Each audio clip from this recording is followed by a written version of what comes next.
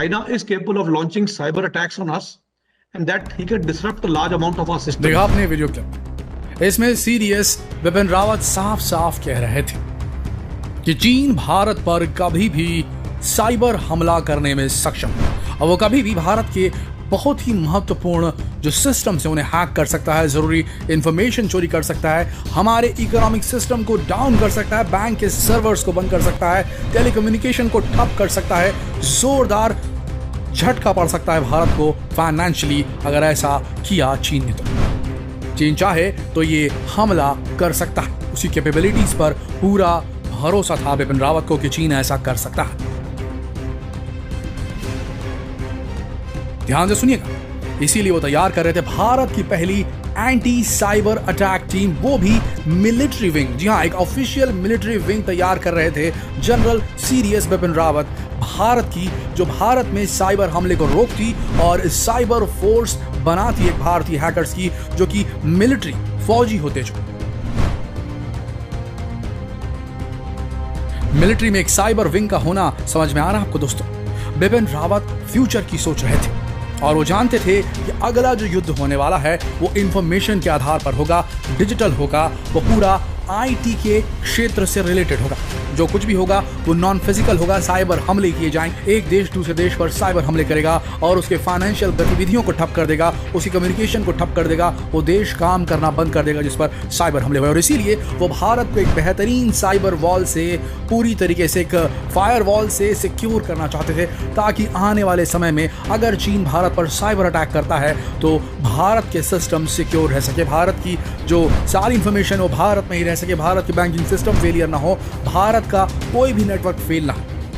यहां तक कि बिपिन रावत इतने दूरदर्शी थे, जैसे कि आपने वीडियो में सुना, उन्होंने कहा कि हम और चीन, इन दोनों देशों के बीच में टेक्नोलॉजी का डिफरेंस है। उन्हें मालूम था कि उनका दुश्मन कितना स्ट्रांग है, चीन कितना स्ट्रांग है। वो साफ साफ कह रहे थे कि चीन भारत से बहुत आगे है साइबर हमले की अगर बात की जाए, साइबर टेक्नोलॉजी की अगर बात की जाए। तो वो ये भी कह रहे थे कि चीन ने अगर हम पर हमला किया हो तो हम इसे रोक नहीं पाएंगे, लेकिन अगर हमने फायरवॉल बना ली तो ये कर सकते हैं कि जो डाउन टाइम रहेगा, जो हमले का जो असर रहेगा उसे कम किया जा सकेगा। हमले की वजह से जो हमारे सिस्टम्स बंद होंगे, शट डाउन होंगे, उन्हें कम समय तक के लिए शट डाउन रखा जाएगा। और इस दौरान जब कोई साइबर अटैक होता है, कोई साइबर स्ट्राइक होगी, तो उस वक्त फिर भी हम किसी तरीके से जो मेन मूलभूत सुविधाएं उनको सुचारू रूप से कैसे चला पाएंगे, ये सिस्टम एस्टैब्लिश करना चाहते थे जनरल सीडीएस बिपिन रावत भारत में। जरा सोच के देखिए कितना दूरदर्शी सेनापति मिला था भारत को।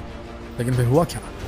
बिपिन रावत जी आज इस दुनिया में नहीं, लेकिन उन्होंने जो रोड मैप तय किया है, अगर ये पूरा हो गया होता, अगर बिपिन रावत जी 5 साल और जी गए होते, तो भारत को मिलता साइबर फौजियों का एक पूरा विंग, एक पूरी टुकड़ी, जो भारत को आने वाले फ्यूचर में पूरी तरीके से साइबर सिक्योर कर देती। और उसके बाद हमारे देश पर अगर कोई हमला होता, साइबर हमला, ये युग ही डिजिटल चल रहा है दोस्तों। आप सब जानते हैं ये युग मिसाइल्स, गोलियों, बारूदों और विस्फोटकों का नहीं, ये युग है डिजिटल इंफॉर्मेशन का। और इस युग में वही जीतेगा जिसके पास ज्यादा इंफॉर्मेशन रहेगी, वही जीतेगा जिसकी सैटेलाइट्स पड़ोसी देश, दूर के देश, दुश्मन देश के सड़क पर घूमती हुई गाड़ियों की नंबर प्लेट तक पढ़ ले। वही जीतेगा जिसके पास ये शक्ति हो कि वो दूसरे देश में, अपने दुश्मन के देश में मौजूद सारे सीसीटीवी कैमरे को हैक करके लाइव वहां से टेलीकास्ट देख सके।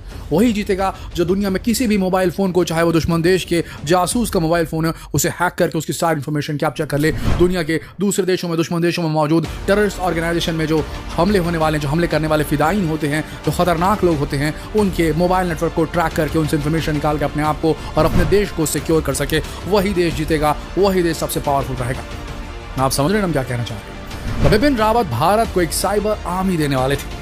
इतनी बढ़िया सोच वाले जनरल सीडीएस रावत को एक छोटी सी, सोचिए सर, एक MI7 हेलीकॉप्टर के क्रैश होने की वजह से अपनी जान देनी पड़ी, सिर्फ खराब मौसम से, एक टेक्निकल खामी की वजह से। जरा सोच के देखिए दोस्तों, अगर हमने उन्हें बचा लिया होता, उन्हें MI7 की जगह चिन्हूक हेलीकॉप्टर में ट्रांसपोर्टेशन का मुहैया कराया होता, तो ज़्यादा बेहतर होता। सोचिए दोस्तों, वो ज़रा सी खराबी ना हुई होती, वो ज़रा सा खराब मौसम ना हुआ होता, वो थोड़ा सा ज़्यादा केबल हेलीकॉप्टर होता, तो शायद बिपिन रावत हमारे साथ होते और सोचिए भारत को फ्यूचर में फ्यूचर सिक्योर आर्मी मिल जाती।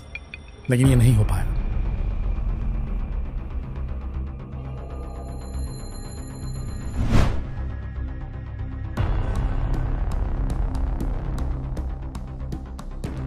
लेकिन हमें याद रखना होगा कि अपनी मृत्यु से पहले ही बिपिन रावत जी ने 6-7 महीने पहले अप्रैल 2021 में ये बड़ी चेतावनी दे दी थी। उनके पास भी इंटेलिजेंस होगी और इंटेलिजेंस से उन्हें खबर भी मिलती रही होगी। ये बात किसी से छिपी नहीं है कि अजीत डोभाल जी काफी करीबी थे बिपिन रावत जी के। और अजीत डोभाल कौन है ये हमें आपको बताने की जरूरत नहीं। भारत के NSA नेशनल सिक्योरिटी एडवाइजर सबसे पावरफुल व्यक्ति है के हिसाब से देखा जाए इंटेलिजेंस की दुनिया में अगर बात की जाए तो। और इन दोनों के बीच पक्का कोई बात हुई होगी, कोई इनपुट मिला होगा और खुद बिपिन रावत जी के सोर्सेज भी होंगे और वो जानते होंगे कि चीन किस चीज़ के कैपेबल है। तभी उन्होंने भरे मीडिया के सामने ये वक्तव्य दिया था कि साइबर हमले के लिए हमें तैयार रहना चाहिए चीनियों के।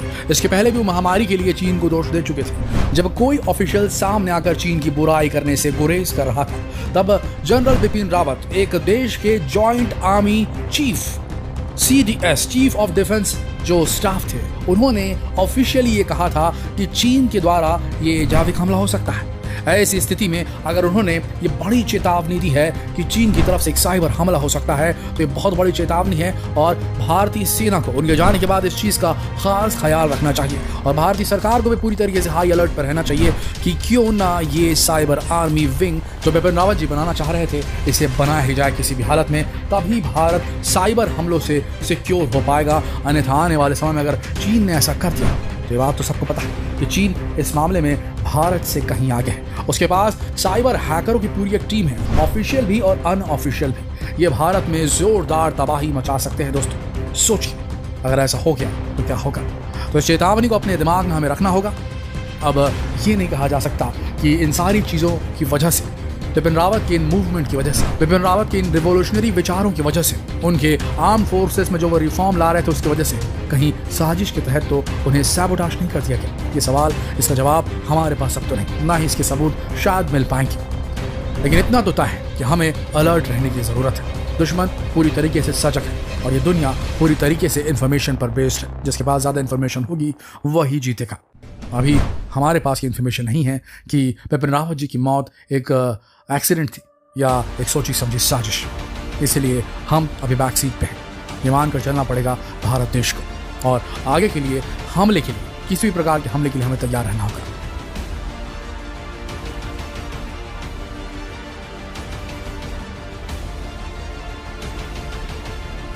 आशा करते हैं खबर आप सबकी आंखें खोलने में कामयाब हुई होगी। अगर हुई तो जितना हो सके इस वीडियो को शेयर करें। कल फिर मिलेंगे एक और लेटेस्ट न्यूज़ के साथ। तब तक के लिए आप सबका इस वीडियो के अंदर बने रहने के लिए दिल से धन्यवाद।